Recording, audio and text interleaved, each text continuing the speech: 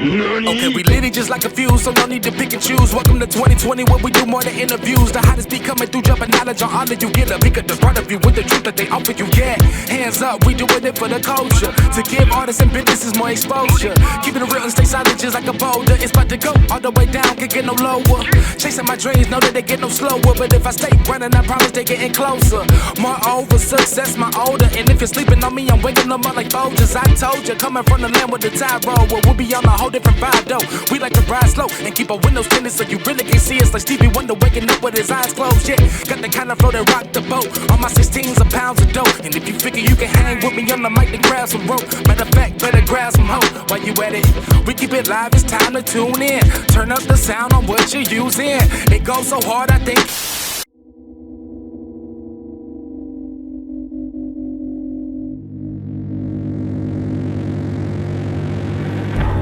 In order for someone to move up in rank, one must defeat a few foes and overcome the challenges set ahead.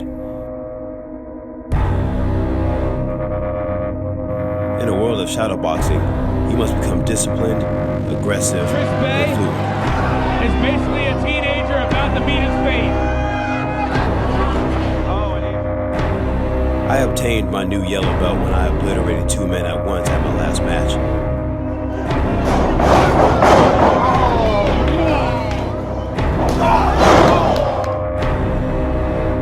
I'm looking forward to relinquishing my next victim soon.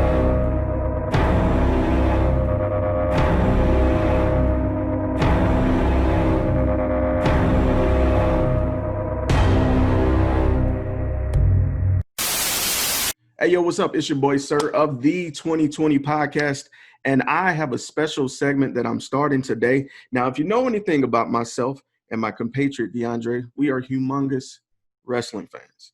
We've always have been, and we've been dying to start a project like this where we reach out to different independent and sometimes other wrestlers in the areas and beyond. And one of the wrestlers that came to mind on Instagram that I've been seeing over and over and over again is the legendary himself, Shogun Jones, man. How are you doing today, brother? Hey, what's going on? I'm doing good. How about yourself? Man, I can't complain, brother. Let me give you a proper introduction, if I may. The future stars of wrestling, one half of the tag team champions. You know, I had to put that in. You know, I do my homework, man. I do my homework. You're right. Shogun Jones, brother. Again, before we even get started, I just have to say thank you for taking time out of your day to do this interview with us. Oh, thank you. I appreciate you. Hey, I'm always for highlighting people who are passionate about their craft. And with that being said, I wanted to go ahead and dive into this interview because I know you're a busy man. You got things to do. So my first question is, what inspired you to become a professional wrestler? The funny story about that is I used to do martial arts and I went into boxing. And my boxing coach is like my motivational speaker, you know, he's always like on me about anything. And one day he told me, he was like, no matter what you want to do in life, you got to go out there and get it. It doesn't matter what it is. And I told him, I'm like, to me, I was kind of embarrassed about it because, you know, fighters, when they think about professional wrestling, they're like, ugh, that fake shit, like, you know, whatever it is. But I was kind of embarrassed to say it, but I was like, I always wanted to be like a professional wrestler, you know, just out there. And he was like, so why aren't you doing it? I don't know. He was like, you know, straight up, he was just, you need to go out there and go do that. Like boxing, that's a hobby for you. You need to go find that career, that dream you actually want to do. Mm-hmm. So one day I found a school. It was called Future Stars Wrestling out here in Las Vegas. And that was it. That was just the end of that story. Man, that's amazing. Just to have someone ask you why, being such a pivotal point, is always, you know, everything. Right. It just changes your perspective completely because you're now faced with the question of, you know what, why not? Exactly. Yes. You know, that's awesome. That's awesome. And Shogun. Yeah. And that was it. And that's all you need. Sometimes the smallest spark can cause the biggest fire in terms of passion, you know. So I think that's dope. So, brother, how long have you been active as a wrestler? December this year would be about 3 years for me. Oh man, that's amazing. Yeah, so Considering, wow, I'm still brand new. brother. And to those of you who are watching this, listen, I don't just pick an interview. I go in, I watch, and I watched your matches, a few of them actually. The Okay. ones that stood out to me was the one from last year in January with Chris Bay. Oh man, Brother. that's top 3 favorite matches ever. Right? Brother. Only then, but yeah, that's my joint right there. I watched the build up to it, and then I went and watched the match, and I was just like, this guy. And to those of you who are watching this, do not let the fact that he's sitting down fool you. This guy is huge. Hey, I keep down the hush. And so that's why we're and whatnot. You know, I hide everything. Man. So when I saw you, because at one point you guys stood toe to toe, and Chris's forehead was like to your neck, and yes, I'm just like, so I'm like, how is this going to work? Because we all know that with wrestling, it's an art, you know, and it takes a certain amount of chemistry to pull off what you guys pulled off. And I was just astounded because a lot of times when it comes to different dynamics, sometimes some matchups don't look as good. You guys looked really fluid. You looked like you had like an unspoken kind of vibe going where you can put on this amazing match. And I applauded. It was only me here, but I applauded. You know, and I appreciate it so much. Me and Chris are actually best friends, so that's why it was kind of like everything went so well. Because even though Chris, you know, he's far ahead of me, he's leagues above me right now. But at the time, I knew what Chris is about to pull out. I know how he moved. I know where he's about to go. So that's why it came off so good the way it is, because we both know each other. And to this day, he still helps me out. You know, we go to training and we do our thing together. But it was more so like, I know what you're about to do. I'm the least experienced one right now, but you know, I'm about to show you something new. That was the whole point behind that one. Man, that makes perfect sense, because I was sitting here like, man, I'm a thinker. So I'm always trying to figure out how did they know where to be at what, you know, it's amazing to see what you guys pulled off. Like, honestly, because, you know, in the digital age, and you got channels like Botchamania, you can see where things can go wrong. And to see that you guys were just so on point, and that match started on 10 and it ended on 10. So you guys, kudos to you both. Kudos to you both, bro. I think that's still one of my favorite matches. I love that match. If he's gonna give me the chance to do it one more time, it's gonna be 20 times better than that one. I tell you, just be ready for that. It's gonna happen. I'm ready, bro. I'm sold. I am absolutely sold. And I saw last year when you won the 30-man Royal Rumble, and okay. Yeah, man. So I was like, okay. I like this little rivalry you guys have going on. Going from martial arts to wrestling, what obstacles did you encounter along the way? Just learning your ways, no pun intended, learning the ropes. The basic of Palm Basics is always kind of like easy to get because the training is pretty much similar, but with martial arts, it's more of like, it's different when you're trying to actually kill somebody and actually, you know, work with them. Right. You know, in martial arts, I ain't your friend. So getting out of that mindset is kind of like, yeah, I want to kill them, but I don't want to kill them. You know what I'm saying? There was just the mental switch, like the movement and the cardio is a lot different, you know, because I'm actually running around versus, you know, pace myself just, you know, waiting for the time to strike. It's different in that aspect for me, but ultimately it's all like the same. It's all the same thing when it comes to like sports. It's, you know, you have to find the discipline, you learn the fundamentals, and you add your own swing to it. Okay. You know what I'm saying? Right. Okay. It makes sense. It makes sense. So in what ways, obviously, other than, you know, like your style and your name, what other ways have you found martial arts to kind of complement learning how to wrestle? For me, I would say kickboxing. Kickboxing ultimately because I am a fan of throwing strikes, just point blank on like laying on my back and doing jiu-jitsu. That was never really my thing, but I always loved striking. So with that, it was kind of like, I was going to throw that in there. Plus, I love to lift heavy.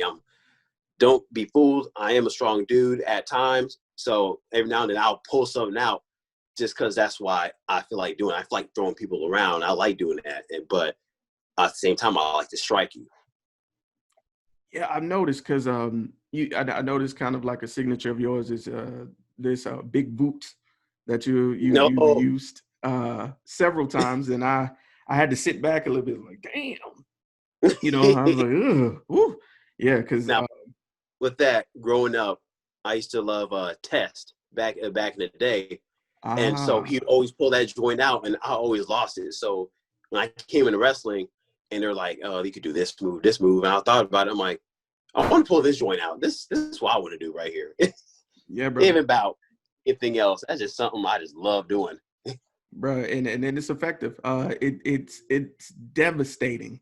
Yeah, brother. So, and I applaud you, honestly, because in an age where nothing is brand new, especially with wrestling, you have to reinvent things and make them look, more devastating. You have to make them menacing again. You have to make them new to yourself, So I love when I see someone take something as basic as a kick, but make it look so devastating. Like you got to feel.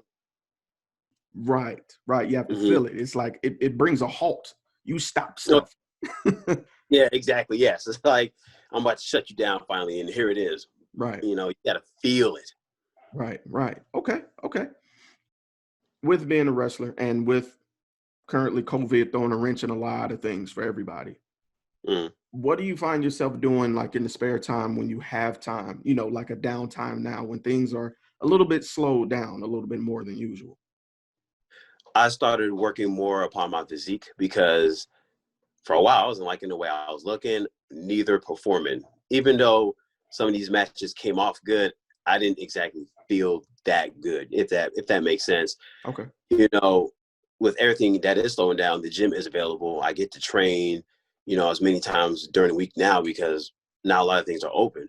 So I take advantage in watching tape, naming stuff down, taking stuff and try to implement it for myself and see if I can work with it, and just getting my nutrition up, taking care of myself because I'm in a sport. I can't sit there and act like, oh yeah, I can go out and eat nachos and drink beers with my homies all I want. That's not the move no more. Like I'm finally doing what I want to do in life, so I'm taking it serious. Kobe Bryant, Mamba mentality. I'm gonna go back to your wrestling career so far because you're a young guy. You know what I'm saying? And you said, in the 3 years, you've done a lot and put on some really great matches and you're putting in your time, brother. So let me ask you, what experience has been the most memorable for your wrestling career? I would say, of course, myself and Chris Bay match, because that was my first heavyweight title match. So that was up there. One of the most memorable moments was actually standing face-to-face with my mentor, Kenny King. So to me, that meant a lot because when I first came into wrestling, he's one of the first people I saw. He's helped me. He's trained me. He's given me advice. I've hung out with him. And now I'm sitting there thinking like, man, this dude has like, I don't know how many years under his belt. And I'm standing face-to-face with him. And it's only been 2 years. Like, that's wild to me. I get to stand in this moment against my mentor. Not a lot of people can say that. I feel like a lot of the stuff I do to me is memorable. So it's like everything I do, like me going into the ring, walking out in front of 1,000 people or so, and just like, and all like these people are like either cheering or like booing me. That's a moment in itself because it's like I went from being a fan to hating whoever or loving this person to now be the guy on the stage getting that kind of heat and just love or whatnot. And it's like, this is me, like this is actually everything I dreamt of, and I'm actually doing it. I get goosebumps every time I walk out to the ring just because that's something I always thought like, as a kid, oh, that's crazy, man. I would love to do that. And I'm legit doing it. It's just wild to me every single time. Doesn't matter what type of show or how many shows I'm doing. It's The same feeling every time. Man, that's amazing. Just to experience that, I envy you, because to hear a crowd pop, you know, I get goosebumps for you guys. But to hear that, you know, in yourself for your own self, you know, to get that own vindication that, you know what, you belong here. You have fans. Yeah. Just really embrace that. Oh. Right. You know, the fact that you have fans, that's interesting. Yeah, you taking pictures like little kids, and you know, actually having people to actually follow you and want to wear like your merchandise and everything else and want to be just like you is just kind of like, that's crazy. It's like having kids. You know, I don't have any kids, but it's like you have little yous going around trying to be like you. And that's fun in itself, because when I was a kid, I was wanting to be like The Rock or like The Undertaker. Now it's reversed. And then it's like, this is what they feel. This is crazy. I like it. Yeah, brother. You're making your impact, and keep going, because I can see you going further, brother. Real talk.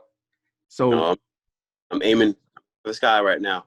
Keep going, brother. You can definitely do it. So I'm glad we were talking about future a little bit, because that's my next question.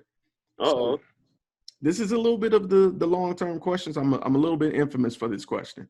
So where would you like to see yourself as far as a wrestler, as a person, period, in the next 1, 3, and then 10 years? Okay.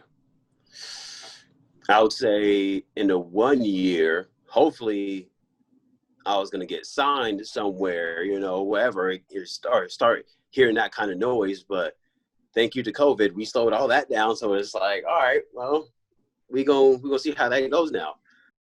I think the 3rd year, whatever company I'm at, I should be the heavyweight champion by then. That's what I'm saying. And the 10 year, in the 10 year, I picture myself being like a Randy Orton, as like a very experienced vet. That's where I see myself in the 10. Like, not his accolades or anything, or just like him, but to me, when I watch somebody like Randy Orton, he's just the ultimate vet right now. So that's where I want to be in 10 years. Doesn't matter where, just boom. You hear my name, you know you're about to get something. Okay. You know? Okay. I like that, you know, and using that veteran status to help others, you know, that's important as well, because like you said, you can be the next Kenny King in the mentoring position, pulling someone else along who probably, you know, was a fan of yours like you are of his, you know, so that way you keep the cycle going. So I think that's always dope. That'd be awesome. That would be awesome. Yeah, brother. Yeah, brother. So now you knew this question was coming. I'm pretty sure, you know, with you being a wrestling fan, I got to ask you this. If you could have a match with any one person, any corporation, any entity, any independent, it don't matter. Just one person right now you could just have a match with, signed tomorrow. Who would it be? Eddie Guerrero. Eddie Guerrero on top. That's the man right there when it comes to wrestling. You know, that's the man to me. What did you like about Eddie? Eddie was not only a character, he was funny, but the way he went about things, and this dude just knew how to just move around the ring. It was just the way he just did things. I'm just like in awe. I think one of the most crazy clips I've seen him do was do like a double Hurricanrana in on SmackDown 2004 or something like that. To what was that tag team called? The World's Greatest Tag Team, Shelton Benjamin and Charlie Haas. Oh yeah. Yeah, he did this maneuver on them at the same time. I'm just like, wait, what? Like, are you serious? Like, rewind. Right. What? You know, to me, Eddie Guerrero was the god of wrestling, especially when I gave him that the moment I seen him counter the rock bottom into the arm drag. I was like, what? Yes. Yes. That was the sickest counter I've ever seen. I'm pretty sure it was done somewhere else, but when I seen him do it, that was it. I was done. Stop. That's interesting you said that. Eddie Guerrero is in my top 3 wrestlers of all time. Okay. Just because seeing him in the WCW days start off as a cruiserweight, you know, a division that wasn't respected very much, to make it all the way to WWE and to become world heavyweight champion. That is work. That's crazy. Brother, That, you know, and, you know, in this current season where, you know, of course, I'm in the midst of losing Chadwick, you know, Boseman, and when Eddie passed, it struck me like Chad did. You know, I was legit hurt, you know, and so to hear that coming from someone of a younger generation, appreciate him like I did is really refreshing, brother. Yeah, you gotta do your research. Eddie Guerrero was the GOAT. Bruh, preach. That's going to lead me to my final question here.